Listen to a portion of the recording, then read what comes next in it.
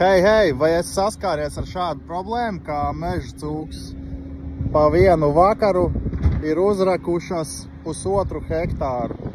Viss nelīdzens, viss bedrēs, nav kopjams, nav pļaujams. Parādīšu jums, kā mēs jums varam palīdzēt. Ja jūs nezināt, ko darīt, kad meža cūks uzrok jūsu zālā, jūsu īpašumu, tas izskatās aptuveni šādi. Vairs nav kopjams, viegli pļaujams. Piedāvājam pakalpojumu ar Koneteks frēzēm. Visu uzfrēzējam, iegūstam foršu grunti, ar ko strādāt, lai varam visu foršu uzlīdzināt, iesēt. Slīpumu nav problēma. Tātad visu uzfrēzējam dziļumā.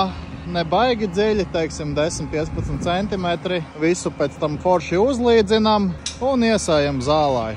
Process gaužām vienkārši. Braucam pāri ar Koneteks rekultivācijas frēzi, uzmaļam. Tad, lūk, kā notiek līdzināšanas process. Viss ir mīksts, lietas kāja grimst. Tad sākam līdzināt, braucam uz priekšu, izlīdzinām, pārnesam bilances, pumpiņas paņemam nost, bedrītes aizbaram. Un tad nākam atpakaļ gaitā, vēlreiz pārnesam bilancijas, nosēdinam, izlīdzinam un uzrullējam ar ūli, iegūstam perfektu virsmu zālai sēšanai. Redzat, pārbrauc uz priekšu. Visu jau pielīdzina, izlīdzina no viss šitā te bārdaka un forši uzrullējam. Iegūstam līdzenu stingru virsmu zālai sēšanai.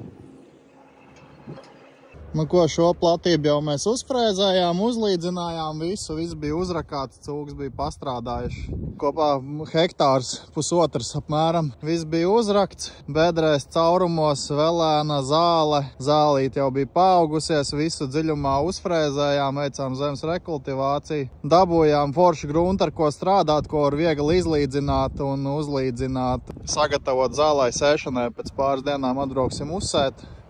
Kaut kā tā.